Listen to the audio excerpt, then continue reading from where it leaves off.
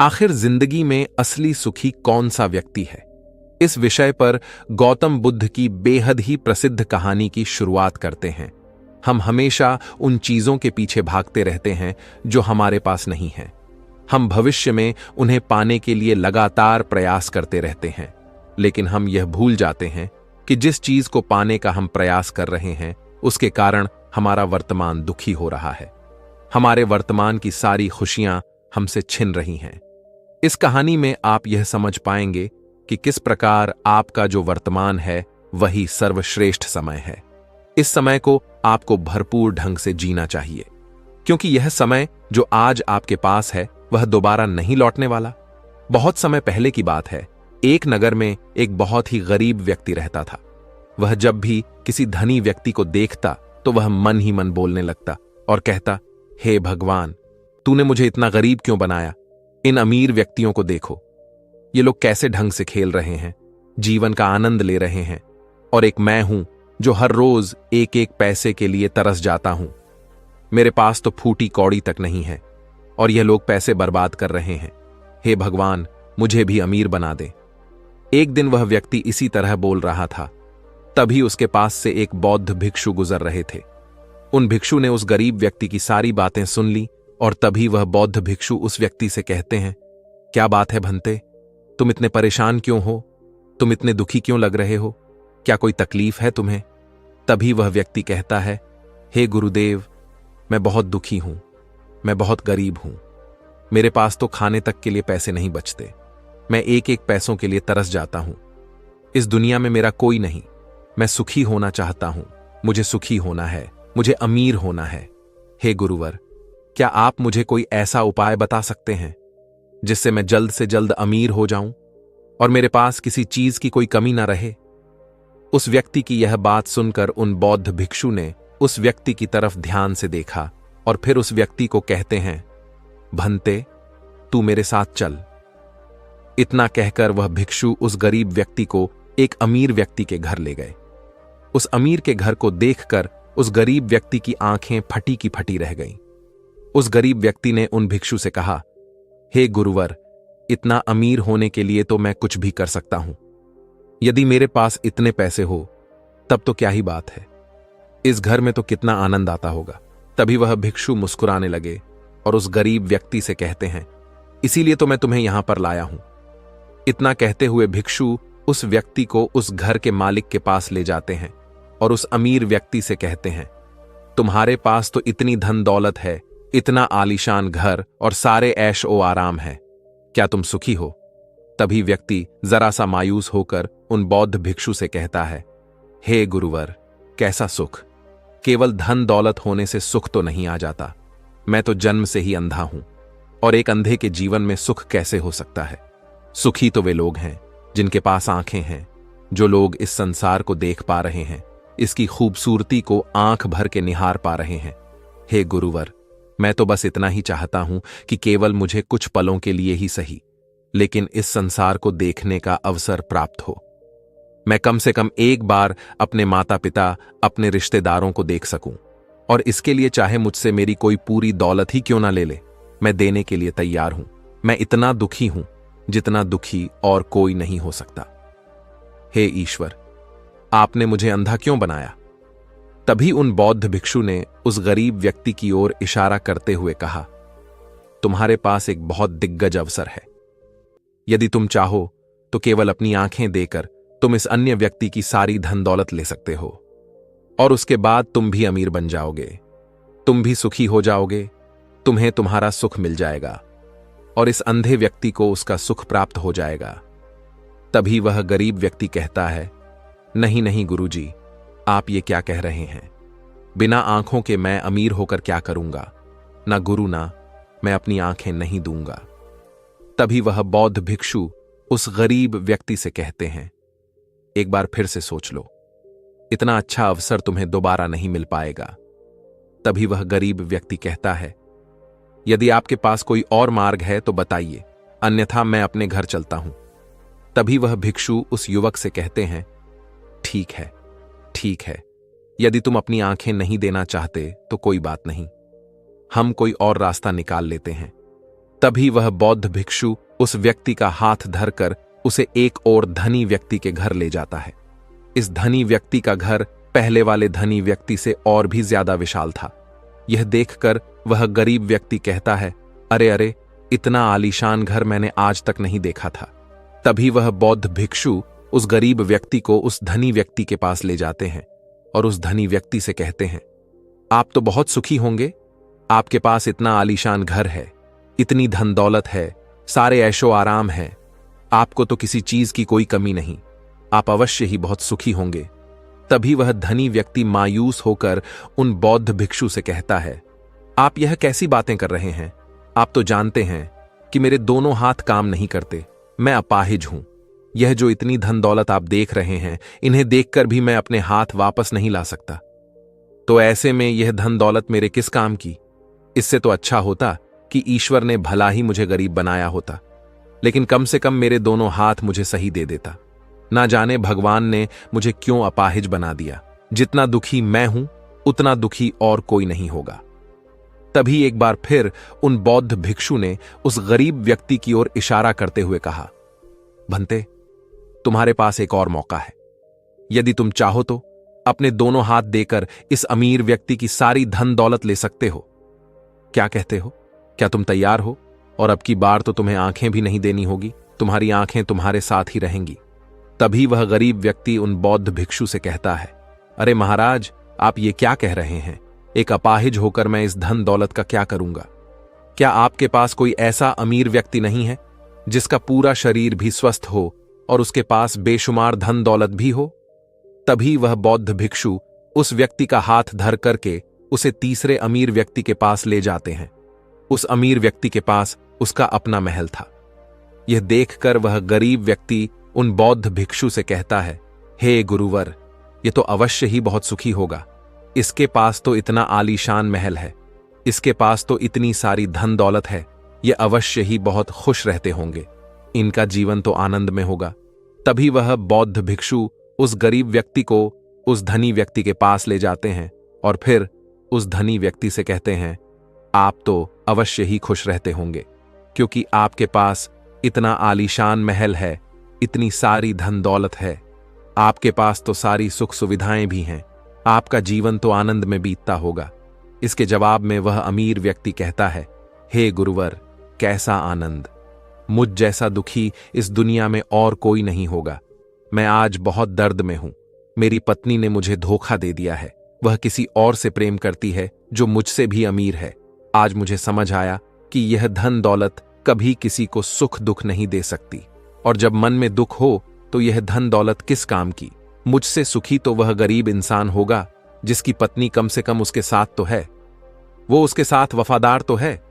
आज मैंने तय कर लिया है कि मैं अपनी पत्नी और उसके प्रेमी की हत्या कर दूंगा। यह सुनकर वह भिक्षु उस अमीर व्यक्ति से कहते हैं, इससे पहले कि तुम ऐसा कदम उठाओ, कम से कम मुझे भोजन तो करवा दो। जाओ और भोजन की व्यवस्था करो, और साथ में कुछ कांच के टुकड़े भी ले आना। वह धनी व्यक्ति सभी साधु संतों का बहुत आदर करता था, इसलिए वह उन बौद्ध भिक्षुओं की बात मान जाता है। लेकिन वह यह नहीं समझ पाता कि आखिर उन बौद्ध भिक्षु ने खाने के साथ कांच के टुकड़े क्यों मंगवाए हैं। लेकिन जैसा कि उन बौद्ध भिक्षु ने कहा था, वह अमीर व्यक्ति उसी प्रकार खाने की व्यवस्था कर देता है। वह भोजन के साथ कुछ कांच के टुकड़े लेकर उन बौद्ध भिक्षु के पास पहुंचता है।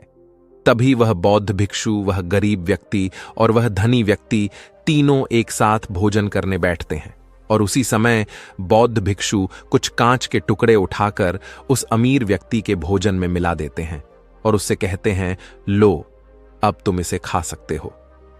वह अमीर व्यक्ति अचंभित हो गया और उन बौद्ध भिक्षु से कहता है, हे गुरुवर, आप यह क्या कह रहे हैं? इस खाने में तो कांच के टुकड़े आपने मिलाए हैं, इस भोजन को मैं कैसे खा सकता हूं? यदि यह भोजन मैं करूंगा तो इससे मुझे बहुत तकलीफ होगी और हो सकता है कि मेरी मृत्यु भी हो जाए। तभी वह भिक्षु मुस्कुराने लगे और उस अमीर व्यक्ति से कहते हैं, तुम्हें यह बात तो समझ में आ गई, लेकिन तुम्हें यह बात नहीं समझ में आती कि अगर इस भोजन को खाना है तो इस भोजन के कांच के टुकड़ों को तुम्हें निकालकर अलग करना ही होगा, तभी यह भोजन तुम्हारे खाने योग्य बनेगा और तब यह भोजन तुम्हें कोई तकलीफ नहीं देने वाला, बल्कि तुम्हें सुख ही प्रदान करेगा। इस पर वह अमीर व्यक्ति अचरज में उन बौद्ध भिक्षु से कहता है, हे गुरुवर, आखिर आप क्या कहना चाहते हैं? तभी वह बौद्ध भिक्षु उस अमीर व्यक्ति से कहते हैं, ऐसे लोग जो कांच के टुकड़े के समान है, यदि तुम उनके साथ चिपके रहोगे तो तुम्हें दर्द तो अवश्य ही होगा। जिस प्रकार यह कांच का टुकड़ा मिला हुआ भोजन तुम्हें दर्द प्रदान करेगा, इसलिए इसका समाधान तो यही है कि तुम इन कांच के टुकड़ों को भोजन से अलग कर दो और जो है उस पर ध्यान दो, अर्थात कि तुम उन लोगों को भूल जाओ जो तुम्हारे जीवन में नहीं है और उन लोगों पर ध्यान दो जो इस समय तुम्हारे साथ हैं, जैसे कि तुम्हारी पुत्री। वह भी तो तुम्हारे प्यार की भूखी है। क्या तुम्हारा यह कर्तव्य नहीं है कि तुम उसका ख्याल रखो, उसकी परवरिश करो? आगे भिक्षु उस अमीर व्यक्ति से कहते हैं, सुख तो तुम्हारे पास ही है, बस इन कांच के टुकड़ों को, अर्थात अपनी पत्नी और उसके प्रेमी की हत्या करने का यह विचार अपने मन से निकाल दो, अन्यथा यह कांच के टुकड़ों से मिला हुआ भोजन के समान ही होगा और इसका परिणाम भी बहुत भयानक होगा। वह भिक्षु इतना कहकर शांत हो गए और उस अमीर व्यक्ति को भी उन भिक्षु की बात समझ में आ गई। उन्होंने तुरंत ही उन बौद्ध भिक्षु के चरण छुए और वह अमीर व्यक्ति कहने लगा, हे गुरुवर, आपने मुझे पाप करने से बचा लिया है, मैं आपका बहुत बहुत आभारी हूं। उसके बाद वह भिक्षु उस गरीब व्यक्ति को लेकर आगे की ओर निकल जाता है। तभी रास्ते में वह गरीब व्यक्ति उन भिक्षु से कहता है, हे गुरुवर, क्या इस दुनिया में ऐसा कोई नहीं है जो सुखी हो? तभी वह भिक्षु उस गरीब व्यक्ति से कहते हैं, भंते, आखिर तुम सुखी क्यों नहीं हो? इस पर वह गरीब व्यक्ति कुछ देर के लिए सोच विचार करता है, लेकिन उसके पास कोई जवाब नहीं होता। तभी वह भिक्षु उस गरीब व्यक्ति से कहते हैं, क्योंकि तुम्हें वह चाहिए जो तुम्हारे पास नहीं है। तुम्हारे पास धन नहीं है और तुम्हें धन चाहिए। तुम अमीर होना चाहते हो। तुम्हें लगता है कि वह तुम्हें सुख देगा, लेकिन तुम इस वास्तविकता को भी भूल रहे हो कि बाद में तुम्हें दुख भी वही देगा। जैसे कि जब हम पहले एक अमीर व्यक्ति के पास पहुंचे थे तो उसके पास आंखें नहीं थीं। उसके पास जो नहीं था वह उसके लिए बिलक रहा था, जबकि उसके पास तो बेशुमार धन दौलत थी और उसका पूरा शरीर भी पूरी तरह से स्वस्थ था, लेकिन उसका ध्यान उस पर नहीं था। वह उसे छोड़कर उन चीजों के पीछे भाग रहा था जो उसके पास नहीं थीं। इसी तरह से दूसरे अमीर व्यक्ति के पास आंखें थीं, धन दौलत भी थी, लेकिन हाथ नहीं थे। इसी प्रकार जो चीज उसके पास थी वह उसका आनंद नहीं ले रहा था, बल्कि वह तो इस दुख में था कि उसके पास उसके हाथ नहीं है। और ठीक इसी प्रकार से तीसरा अमीर व्यक्ति भी दुखी था, क्योंकि उसके पास तो धन दौलत भी थी, ऐशो आराम भी था और उसके पास तो उसका पूरा शरीर भी था। वह पूरी तरह से स्वस्थ और तंदुरुस्त भी था, लेकिन फिर भी वह दर्द में था, क्योंकि उसे उसकी पत्नी ने धोखा दे दिया था, जो उसकी कभी हो ही नहीं सकती थी। जो स्त्री केवल धन के लिए किसी और के साथ भाग जाए, क्या वह उसका साथ कभी दे सकती थी? नहीं। लेकिन उस अमीर व्यक्ति के पास जो था, अर्थात उसकी पुत्री, वह उसके बारे में सोच ही नहीं रहा था। आगे वह भिक्षु उस गरीब व्यक्ति से कहते हैं, अमीर गरीब होने से दुख और सुख का कोई मतलब नहीं होता। अमीर हो या गरीब, हमारे दुखी होने का एकमात्र कारण यही होता है कि हम हमेशा उन चीजों के पीछे भागते रहते हैं जो हमारे पास है ही नहीं, और जो वर्तमान में हमारे पास है हम उस पर ध्यान ही नहीं देते और ना ही उसका आनंद ले पाते हैं। हम तो केवल भविष्य में घूमते रहते हैं, भूतकाल में अटके रह जाते हैं, और यह सारी गलतियां हम वर्तमान की जमीन पर करते हैं। और यही कारण है कि तुम कभी आनंदित हो ही नहीं पाते, तुम कभी खुश नहीं रह पाते, क्योंकि जो आनंद का समय है, अर्थात वर्तमान का समय है, वह तो यूं ही नष्ट हो जाता है। तभी आगे वह भिक्षु उस गरीब व्यक्ति की ओर इशारा करते हुए कहते हैं, भंते, तुम मुझे यह बताओ, क्या तुम्हारे पास उन तीनों अमीर व्यक्तियों के दुखों में से कोई एक भी दुख है? तभी वह गरीब व्यक्ति सोच विचार कर उन भिक्षु से कहता है, नहीं, मेरे पास उन अमीर व्यक्तियों के दुख में से कोई भी दुख नहीं है। इस पर भिक्षु उस गरीब व्यक्ति से कहते हैं, तो फिर तुम दुखी क्यों हो? इसका जवाब देते हुए वह गरीब व्यक्ति उन भिक्षु से कहता है, हे गुरु, भले ही मैं उनके मुकाबले सुखी हूं, पर क्या धन कमाना या धन प्राप्त करने की इच्छा नहीं होनी चाहिए? क्या मुझे अपने वर्तमान को इसी तरह से स्वीकार कर लेना चाहिए? क्या मुझे हमेशा इसी तरह से गरीब रहना चाहिए? तभी भिक्षु दिल से मुस्कुराते हुए उस गरीब व्यक्ति से कहते हैं, वर्तमान में वर्तमान क्षण का आनंद लो। वर्तमान में ही ऐसे कर्म करो जिससे तुम्हारा भविष्य सुधर सके, लेकिन ऐसी चीजों के पीछे व्यर्थ समय न गवाओ जो तुम्हारे पास आज नहीं है। जो तुम्हारे पास आज है उसका आनंद लो, और जो तुम पाना चाहते हो उसके लिए केवल कर्म करो, और उस कर्म का फल तुम्हें भविष्य में मिलेगा। यानी इसकी चिंता में भी मत रहना, क्योंकि यदि तुम इसकी चिंता में रहोगे तो कभी सुखी नहीं रह पाओगे, भले ही हालात कितने भी बुरे क्यों ना हो। केवल अपने आज पर ध्यान दो और अपने कर्म मन लगाकर करो। इतना कहकर वह भिक्षु शांत हो गए, और गरीब व्यक्ति को भी उन बौद्ध भिक्षु की बात अच्छी तरह से समझ में आ चुकी थी।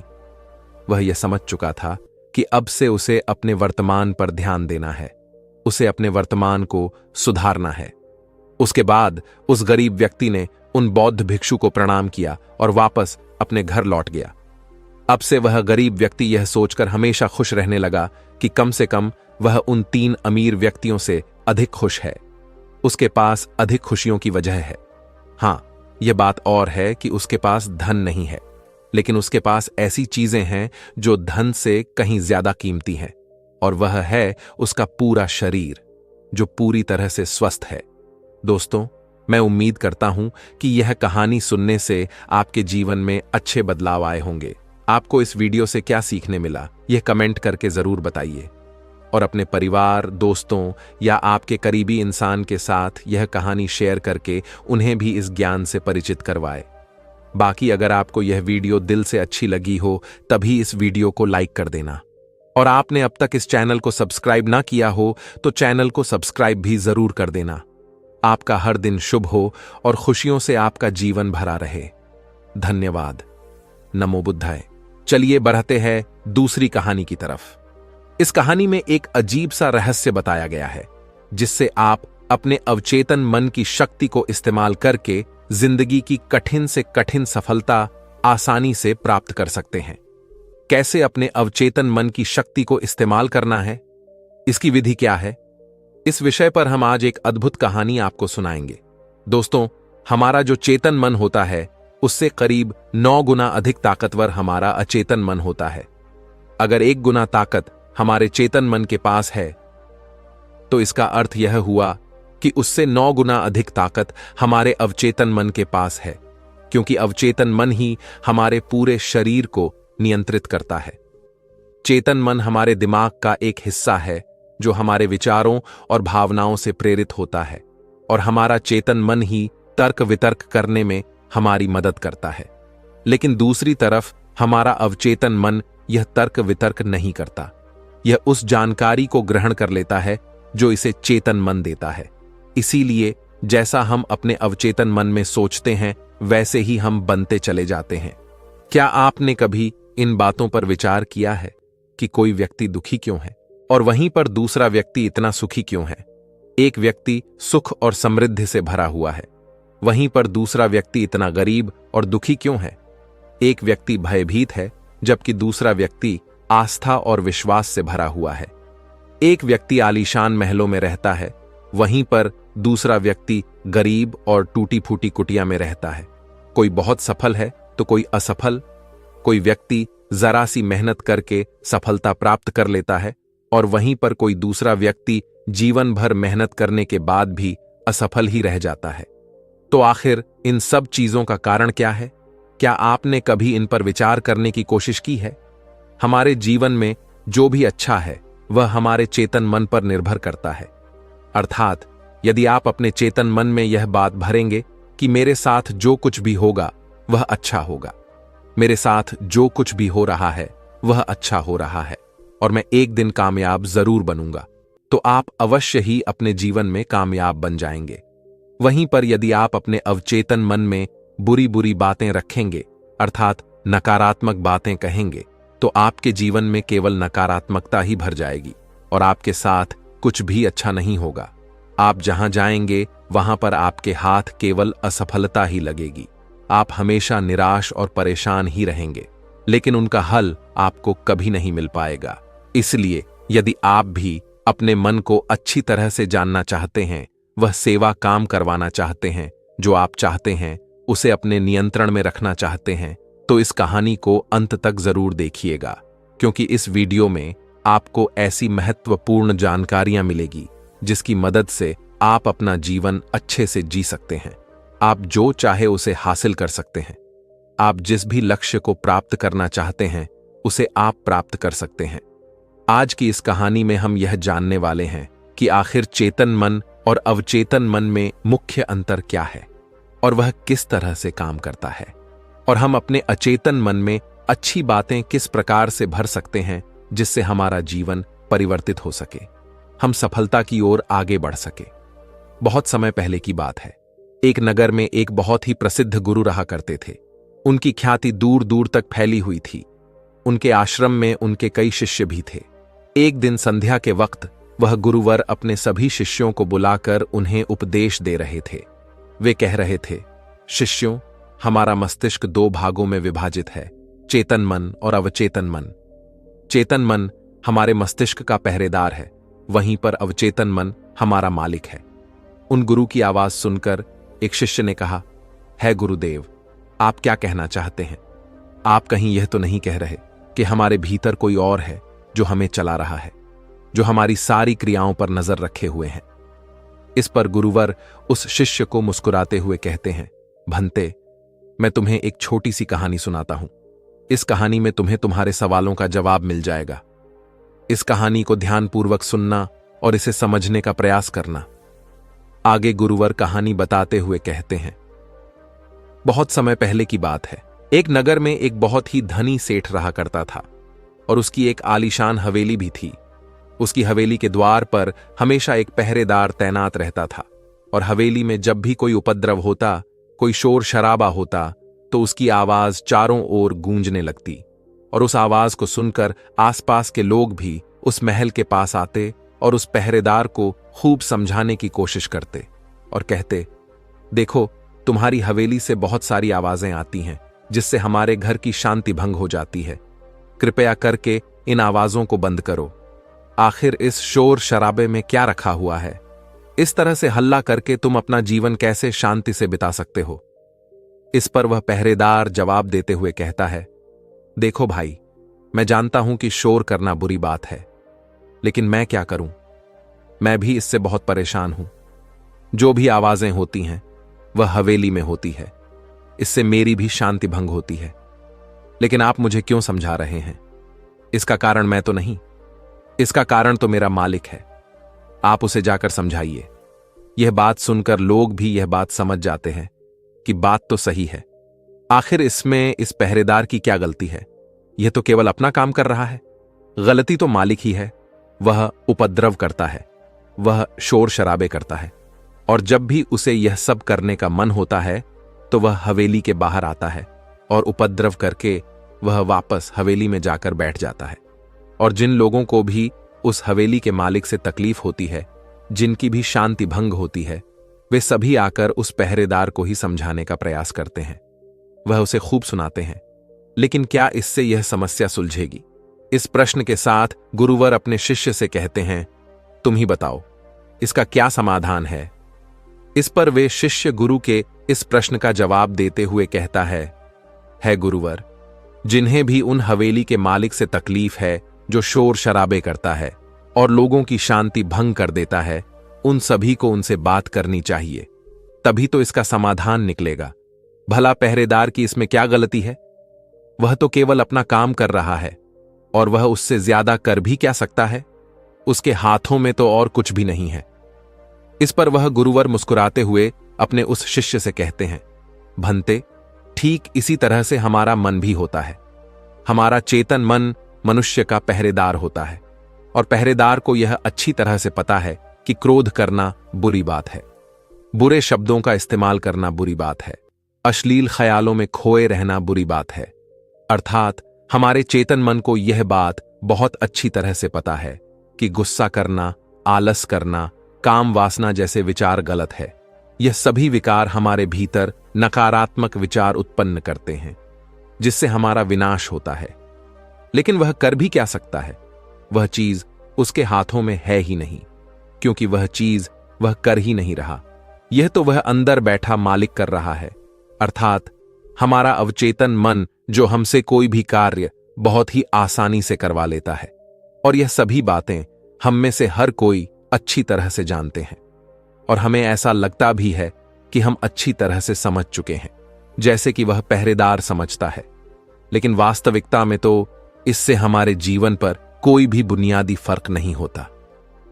आगे वह गुरु उस शिष्य से कहते हैं, भंते, तुमने भी अपने आप को कई बार यह समझाने की कोशिश की होगी कि मुझे सुबह सही समय पर उठना है, आश्रम की साफ सफाई करनी है, भिक्षा मांगने जाना है, और रात को आने के बाद मुझे ध्यान भी करना है। लेकिन क्या इससे कोई फर्क हुआ? इसका जवाब देते हुए शिष्य कहता है, नहीं, बिल्कुल नहीं हुआ। मैंने कई बार अपने आप को समझाया है कि मुझे इस समय पर यह काम करना है, मुझे अपना समय व्यर्थ नहीं करना, मुझे अपने समय का इस्तेमाल करना है और मुझे आगे बढ़ना है।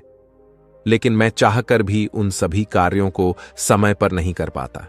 इस पर वह गुरुवर अपने उस शिष्य से कहते हैं, भंते, जब भी हम अपने आप को कुछ समझाने का प्रयास करते हैं तो हमें ऐसा लगता है कि अब हम समझ चुके हैं और अब हमसे कोई गलती नहीं होने वाली, और हम सोचते हैं ज़रेनिया कि अब हमारा जीवन बदल जाएगा, हम जो भी करेंगे अब वह सही होगा, अब तो हम जीवन में सफलता प्राप्त कर ही लेंगे। लेकिन दूसरे ही पल हम यह पाते हैं कि हमारे जीवन में कोई बुनियादी बदलाव आया ही नहीं है, और ऐसा केवल हमारी नासमझी के कारण होता है। हम अपनी नासमझी के कारण अवचेतन मन की जगह पर अपने चेतन मन को समझाने का प्रयास करते हैं, अर्थात मालिक को त्याग कर हम पहरेदार से बात करते रहते हैं और उसे समझाने की कोशिश करते हैं। लेकिन तुम यह भूल जाते हो कि आखिर वह पहरेदार कर भी क्या सकता है? वह सब उसके हाथों में है ही नहीं है। हमें तो अपने अवचेतन मन को समझाने की आवश्यकता है। हमारी बुद्धि, अर्थात वह पहरेदार जो यह समझ जाता है कि क्या सही है और क्या गलत, उसे कब क्या करना है, क्या नहीं करना। लेकिन यह सारी बातें केवल हमारे पहरेदार, अर्थात हमारे चेतन मन के सीमित रह जाती हैं। यह सारी बातें हवेली के उस मालिक, अर्थात हमारे अवचेतन मन तक तो पहुंच ही नहीं पाती, और यही कारण है कि हमारे जीवन में कभी कोई बुनियादी बदलाव हो ही नहीं पाता। ठीक उसी प्रकार जैसे कि यदि आपसे कोई कहता है कि पौधे में पानी भरोगे तो वह पौधा एक दिन वृक्ष होगा और फिर उसमें फल आएंगे, और आप उस बात को मान लेते हैं और उस पौधे में पानी भी देते हो, लेकिन आप पौधे की पत्तियों पर पानी देते हो और सोचते हो कि इसमें फल आएंगे। लेकिन जरा एक बार के लिए यह सोचिए, अगर पत्तियों में पानी दोगे तो उसमें फूल और फल कैसे आएंगे? हमें तो उस पौधे की जड़ में पानी देने की आवश्यकता है, लेकिन हम में से अधिकांश लोग केवल पत्तियों पर ही पानी छिड़क कर अपने आप को बहुत भाग्यशाली समझने लगते हैं। लेकिन वे यह भूल जाते हैं कि जो जो पानी वह पत्तियों पर दे रहे हैं, वह पानी पेड़ की गहराइयों में तो जा ही नहीं पा रहा, तो ऐसे में उस पौधे पर फल कैसे लगेंगी? ठीक इसी प्रकार हम भी अपने मन के साथ करते हैं, और यही कारण है कि हम अपने जीवन में जो भी चाहते हैं वह हमें नहीं मिल पाता। हम अपने जीवन में फल चाहते हैं, लेकिन वह हमें नहीं मिल पाता। इस पर शिष्य उन गुरुवर से कहता है गुरुवर, तो फिर हमें क्या करना चाहिए? क्या ऐसा कोई उपाय है जिससे हम अपने चेतन मन की सारी बातें अपने अवचेतन मन तक पहुंचा सकें? ऐसी कोई प्रक्रिया है जिसमें हम अपने संदेश को अपने चेतन मन तक पहुंचा सके? इस पर वह गुरुवर शिष्य से कहते हैं, भंते, यदि तुमने अपने संदेश को चेतन मन तक पहुंचा दिया, तब तुम जो चाहोगे वह इच्छा प्राप्त कर सकते हो। तुम जैसा चाहो उस लक्ष्य को प्राप्त कर सकते हो, क्योंकि हमारा अवचेतन मन हमारे चेतन मन से 9 गुना अधिक शक्तिशाली होता है। आपने कभी ना कभी यह देखा ही होगा कि एक मनोवैज्ञानिक जब किसी के मन के गुप्त राज को जानने की कोशिश करता है, तब वह मनोवैज्ञानिक जब उसके मन की बात को बाहर निकलवाना चाहता है, उसके अतीत में जो भी घटना घटी है उसमें साफ साफ रूप से प्रवेश करना चाहता है, तो इसके लिए वह हाइप्नोसिस का उपयोग करते हैं। और आप में से अधिकांश लोगों ने इस प्रक्रिया को देखा ही होगा। इस प्रक्रिया का प्रयोग करके मन की सारी सूचनाएं अपने आप ही बाहर निकलती हैं। इस प्रकार किसी के भी मन को काबू में करके हम उससे जो चाहे वह कार्य करवा सकते हैं। हाँ, अब आपके मन में यह भी प्रश्न उठ रहा होगा कि शायद वह सभी हमारे अवचेतन मन की चाल को समझते हैं, वह इसे अच्छी तरह से जानते हैं कि उसे किस तरह से अपने काबू में किया जाता है। तो इसका जवाब बहुत ही सीधा और सरल है, और इसका जवाब है हाँ, क्योंकि उन्होंने इसके ऊपर कई बार प्रयोग किया है और वह इसमें इतने निपुण हो जाते हैं कि वह किसी भी दूसरे मन पर अपना काबू कर सकते हैं। और अगर आप भी अपने अवचेतन मन की बात को समझते हैं, अपने मन की चाल को समझते हैं, तो आप भी अपने ही नहीं बल्कि किसी दूसरे के मन को भी वश में कर सकते हैं। आगे गुरुवर अपने उस शिष्य से कहते हैं, भंते, अपने अचेतन मन तक संदेश पहुंचाने के लिए आपको अपने चेतन मन को शांत करना होगा, उसे सुलाना होगा। और ऐसा इसीलिए क्योंकि हमारा चेतन मन तर्क वितर्क करने में माहिर है। वह एक पहरेदार है, वह हमारी रक्षा के लिए हमेशा तैनात रहता है। इसीलिए जब भी तुम अपना कोई संदेश उस चेतन मन तक पहुंचाने की कोशिश करोगे जरेनिया, तो वह तुमसे तर्क वितर्क जरूर करेगा और हमें अपनी बात अपने मालिक तक पहुंचाने की इजाजत तक नहीं देगा। जब तक कि हम अपनी बात अपने चेतन मन को अच्छी तरह से समझा नहीं देते या उसे शांत नहीं कर देते, तब तक वह हमें उस हवेली में घुसने नहीं देगा। क्योंकि हमारी सामान्य बुद्धि अर्थात हमारा चेतन मन तर्क वितर्क करने में माहिर होता है, और यही कारण है कि हम में से अधिकांश लोग अपने अचेतन मन तक एक साफ और स्पष्ट संदेश पहुंचा ही नहीं पाते, और इसी कारण हम अपने अचेतन मन को भी अच्छी तरह से समझ नहीं पाते। और हमारा अचेतन मन तर्क वितर्क नहीं करता, उसे तो केवल साफ और स्पष्ट संदेश चाहिए जिस पर वह कार्य कर सके। और उस तक हम साफ और स्पष्ट संदेश तभी पहुंचा सकते हैं जब हमारा मन पूरी तरह से शांत रहेगा, जब हमारे मन में और कोई विचार नहीं होंगे। और यही कारण है कि जब एक मनोवैज्ञानिक किसी के मन पर प्रयोग करता है, उसके मन को काबू करने की कोशिश करता है, उससे मनचाही बात निकलवाने की कोशिश करता है, तो सबसे पहले वह उसके चेतन मन को ही सुलाते हैं। आपने कहीं ना कहीं यह तो देखा ही होगा कि उनके सामने एक पेंडुलम जैसी चीज उनकी आंखों के सामने रख दी जाती है और उसे घुमाया जाता है, जिसे लगातार देखने के बाद वह व्यक्ति पूरी तरह से निद्रा में चला जाता है, और इस कारण उसका चेतन मन पूरी तरह से शांत हो जाता है। और जब उसका पहरेदार पूरी तरह से सो जाता है और उसके पास तर्क वितर्क करने के लिए कोई नहीं बचता, तब वह वैज्ञानिक आसानी से उस हवेली में जाता है और उस मालिक से जी भर के बातें करता है। जो बातें वह चाहता है वह बातें वह उससे निकलवा देता है। टिब के एक महान दार्शनिक ने कहा था कि अगर बात समझ में आ जाए तो आपका जीवन परिवर्तित हो जाता है। लेकिन उन्होंने वह बात उस समय के लोगों के लिए कही थी, क्योंकि उस समय टिब और बाकी दुनिया के लोग बहुत सरल हुआ करते थे। उनका मन बहुत साफ हुआ करता था और उनको जो भी बातें बताई जाती थीं, वह उन बातों को बहुत शांतिपूर्वक सुनते और समझते थे। उस समय कोई भी तर्क वितर्क नहीं करता था, और जब कोई व्यक्ति तर्क वितर्क करने में माहिर होता था तो वह उसे तर्क वितर्क करने देते और शांति से केवल उसकी बातें सुनते, जब तक कि व्यक्ति तर्क वितर्क करके थक ना जाए। तो वह गुरु के पास वापस आता है और उनसे कहता है गुरुवर, मैं अब तर्क वितर्क करके थक चुका हूं, लेकिन उससे मुझे कुछ भी हासिल नहीं हुआ। कृपया करके अपना कोई मार्ग बताइए, आप मुझे अपने तरीके से समझाएं। अब मैं उसमें कोई भी अवरोध उत्पन्न नहीं करूंगा। ठीक इसी प्रकार से हमारी बुद्धि भी काम करती है। जब हमारा मस्तिष्क तर्क वितर्क करके थक जाता है, तब उसे इस बात का एहसास होता है कि तर्क वितर्क करके उसे कुछ भी हासिल नहीं होने वाला, और उस समय तक उसे कुछ भी समझ में नहीं आएगा। अगर आपको यह वीडियो दिल से अच्छी लगी हो, तभी इस वीडियो को लाइक कर देना, और आपने अब तक इस चैनल को सब्सक्राइब ना किया हो तो चैनल को सब्सक्राइब भी जरूर कर देना। आपका हर दिन शुभ हो और खुशियों से आपका जीवन भरा रहे। धन्यवाद। नमो बुद्धाय।